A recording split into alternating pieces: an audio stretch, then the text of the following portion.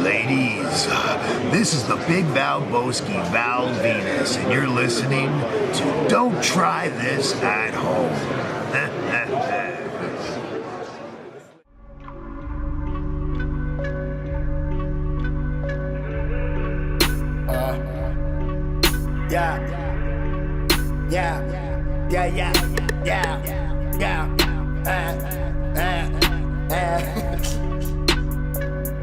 Let's go.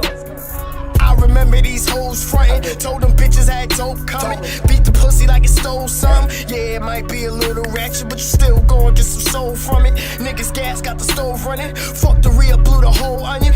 Been through it, I'm an old youngin'. Eating steak with the pasta sides. Feel good to see the profits rise. Suckin' niggas doing sucker shit. Damn shame we don't prophesize. Normal friendship got off these guys. Everybody take a loss sometime. Bitch pulled up, had an awesome time. Talking down, musta lost your mind. When niggas finish your fault this time. We in for some awkward times. Talk that talk, better walk that line. Niggas never gon' hold my grind. We always chillin', but don't cross the line. Don't call my phone, I need you off my line. Nigga like me is hard to find.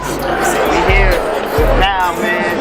The good brother Val. Tell us about what's been going on like that wrestler that you getting into. Cannabis, man. Getting into cannabis. That's what I really wanted to get into. Now, it's crazy. We did an episode a couple weeks ago. My man that lives out in Arizona, he brought some of the goodies over from your Shake store. Your head, man. Yes.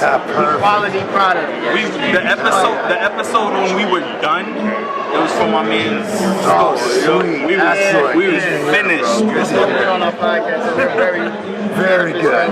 Very, very well. I need to come on your podcast sometime then. Hell yeah, have a little blaze sesh, talk a little shit, it'd be good. Hell yeah. Hell yeah. So what was your favorite moments in the Attitude Era that you came in? I'd probably have to say, like, if you're looking at favorite moments, man, there's so many that could measure up to be considered a favorite moment, but definitely two that stick out of my head right away are D'Lo Brown versus myself in SummerSlam '98. In the Garden. In the Garden, and then of course when the match with Rikishi in the cage. Yes, low-key classic. Can I say one of my favorite TV matches that you ever had? Sure. That went you and Rico had a match on Monday Night Raw, and I remember that match being like, it was a great Monday Night Raw match. And y'all really brought out all the moves. Y'all Blue Thunder Bomb, one of my favorite moves that you did. Perfect, yeah. Money shot, all of that. But I remember you and Rico like tore the house down on a Monday Night Raw. Oh yeah, we went to town. He was underrated. He was underrated. Very underrated. Very so. good work. Very much so. Your feud with Rock, man, was just, I love it. We call it a low-key classic. Like, you guys was building on SmackDown when you turned heel. It was a great run. Yeah. So, just anything quick, just, anything to promote, feel free.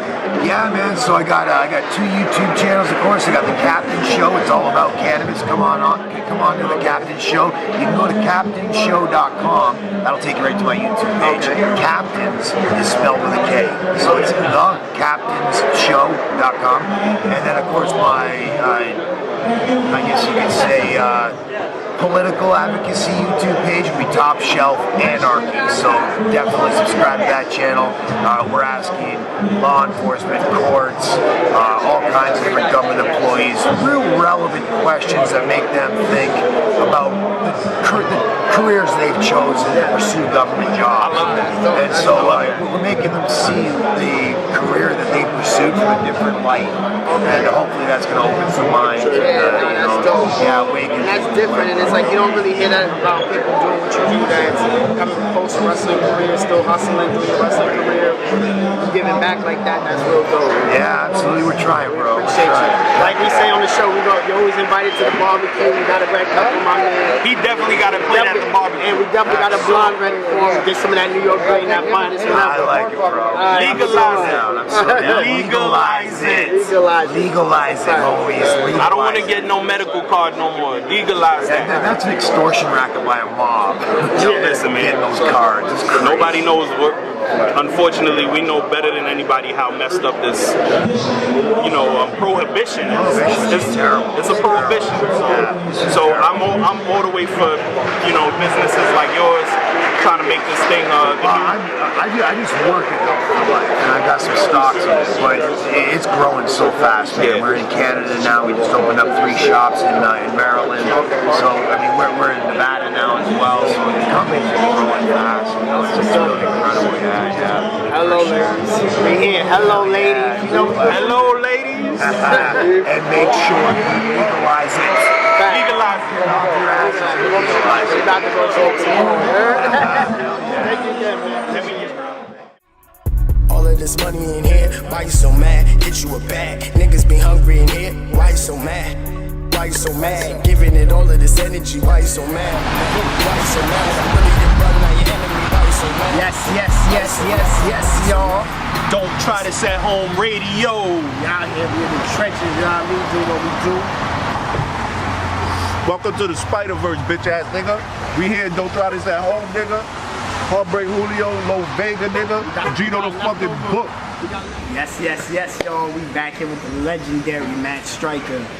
How are you? Yo, pleasure, man. Like, Thank you. yo, just from being a wrestling fan from New York and to see you come from the same, like, I went to QCC, which was right across the street from Cardozo. So, like, you know, like, He went to Cardozo? No, he was a teacher Taught at Cardozo, and right, the English teacher. I have a friend that used to roll what we used to call blunts in the QCC parking lot. What are those? I'm not familiar with what this is, but that's my QCC connection. Yeah, I roll a lot of blunts at QCC. Shout out to QCC. Along with being a great worker, I think one of the most Hand done. underrated commentators of all time. Even when he was in WWE, I always wanted him to get that spot. But you know, you're doing a great job at Lucha. You know, I just want to ask you. I've always wanted to just have a commentator to talk to because, you know. Okay, we're standing here live. What can I tell you?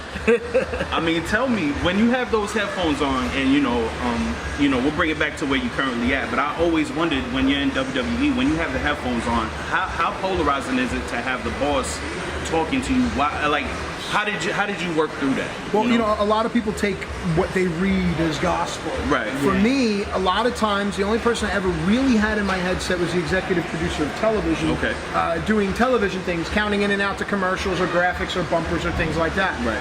If ever Mr. McMahon wanted to chime in, he's got this button that he presses, and there's like this 2-second delay of before he speaks. So anytime I would hear that, I would just be able to put half of my brain onto that side, and the other half I would still be talking, which is unbelievable to me.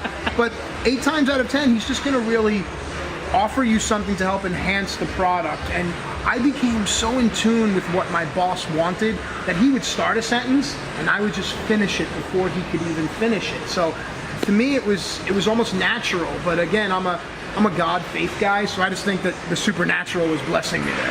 I'm glad to hear that from your own, like your account of it, because I couldn't imagine, then you said don't take what people write as gospel. I couldn't imagine somebody screaming over the headset throughout the whole broadcast. Well, I've heard it. Yeah, people sitting next to me, I could hear Vince coming through their headset, and all I'm saying is, there's 2 things. One, that person, whomever is, they're not necessarily getting yelled at, but Vince can become very passionate. Yeah, he has right. millions of dollars on the line. Right. One thing is you want the person sitting next to you to be calm and comfortable. And anytime I would hear that, I would always put my hand like, hey man, we're here together. You're not getting harsh direction.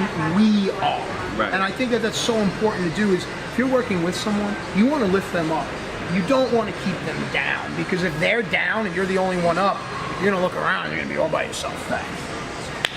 What made you literally into my top 5, and I'll never forget it was an ECW episode, and you said, to quote the great American author or poet Christopher Wallace, and I was like, It's about Mark Henry, call the phone, same number, same hood, it's all good. Yes. And I was like, that was the first time I had like my culture in wrestling, and I was like, of course the guy from Queens in New York gonna hold it down. And so what made you add that aspect to your commentary? Like, Just like you said, I was speaking to us. Yeah. I was speaking to the people from Queens, not just Queens, Brooklyn, just people around the world that I knew. Listen, I I grew up listening to a ton of hip hop. I also grew up listening to a ton of rock and roll. I know there are people out there that can connect. So if I can say, I'm not going to quote Biggie, no, but to quote Christopher Walken, and if you know who that is, you perk up and you feel he's speaking to me, and it stayed with you. So it was just a way to extend my real life experience onto the screen and have it bounce back to someone else listening somewhere around the world and going, I get that, I connect to that. One of my favorite things about your commentary style, and you know, and we're not in the business of trying to, you know, kind of throw dirt on anybody. You're not? No, I'm in the wrong interview, guys. No, but one of the things that I loved about your style was that how you had the encyclopedic knowledge of the moves. Just call me a nerd. It's totally okay. And listen, I'm right there because that's why I connected with you. I think that's why you know, if you ask any real hardcore mark, that's why they say Matt Striker is one of the best. Because if I see a dragon suplex, I don't want nobody to call it a German suplex. I want you to call it a dragon suplex. If you do a tequila sunrise, don't call it a single leg crab. You know what I mean? And that's what, and you know, what do you think about them, you know, kind of going away from that and wanting less of that? You know what I mean? It took me a while to understand is in WWE world, in Vince's mind, no one is paying for a t-shirt that says Dragon Suplex. No one is paying for an elbow, but what they are paying for is the people's elbow. He is able to market and brand and monetize things so that they're his. Now, I was coming from a different place. I was coming from the guy that watched All Japan, New Japan, you know, Ring of Honor, all these places. So when I did see cattle mutilation, that is cattle mutilation. And until I'm told, I get this is Vince, I get what you're doing, I get it, but our fans, they don't know what cattle mutilation is. It's not true. But at some point, we might want to make a t-shirt called the Yes Lock, or not to do the same move, but things like that. It's all about marketing. And there's a flip to it too, because there's a lot of people out there that hate my guts. They've never met me before. All they know is the character that comes through the screen. He used a big word. He tried to tell me that he knew who King Kong Bundy was, and like gotcha. Like an elitist but you just bought into the last thing that wrestling has left, and that's the art of the kayfabe. To believe that Matt Striker thinks he's smarter than you. To believe that Matt Striker knows more about wrestling than you. But you sit there and you have this emotion. You're sitting there eating whatever you go, I hate him. Gotcha. Because I've created an emotion as opposed to you just sitting there going, And we're not gonna dismiss your ring work. You're gonna watch some great heel work tonight when he works with Orange Cassidy. I guarantee you, man. No, you're not.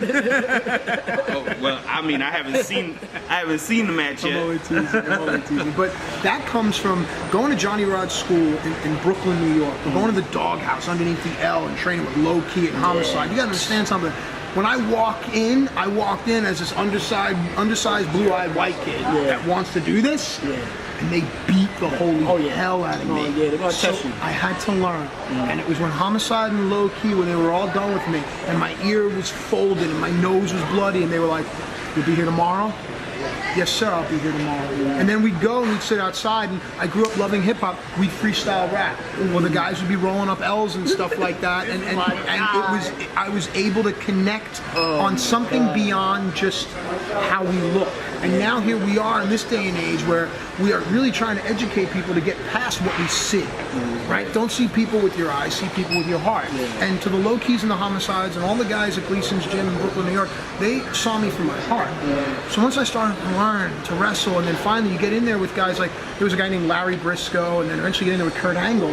My one thing is this: you might see me walking down the street and say, I could take that guy, but then you think twice when you see me in the ring. And I'm not saying I'm a tough guy. It's called self-defense, not self-offense. All I need to do is defend myself and defend my people. I'm not out here to try to break anyone's neck. So as far as the wrestling stuff goes, that's what I loved. I mean, I love William Regal and Dean Malenko and Chris Benoit and Dynamite Kid. And to me, that's the good stuff. You know, all this other stuff, that's good. It is what it is. But it doesn't work in the streets. Nah, I don't. What are some of your favorite moments that stand out with you for commentary? Like some of your best calls you feel were like some moments you just never forget. Well, I was taught pride is a sin. So, but things that stay with me were when I got to lend my voice to Undertaker and I think it was Undertaker and Shawn. Yeah, that was a lot of fun for me. Anything where I could commentate. Guys like Edge became my real friends in the locker room. So if I could call moments for them as a commentator, knowing that later on we're going to get in the car and drive, and it's going to be Matt and Adam, that stuff was fun for me, and I liked calling the real moments. I loved the emergence of guys like Jack Swagger and Wade Barrett, Alberto Del Rio, because I knew that they're going to be stars. And if I can lend my voice to those moments, then I'm going to live forever.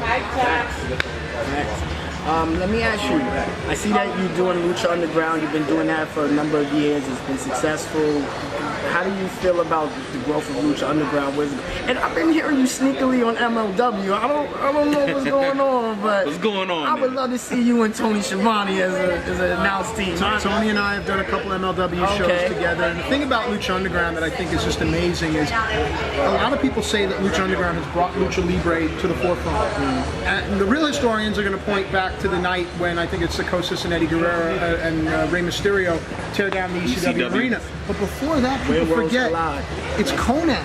Yeah. For me as a guy, I remember doing forward rolls into clotheslines and stuff. That was Conan. Yeah. And growing up in New York, we would get AAA and CMLL on the UHF channels. And it would be on for like 3 hours, and everyone had a mask, and there's 2 referees. And this is random, but I was just watching Comic Guy footage.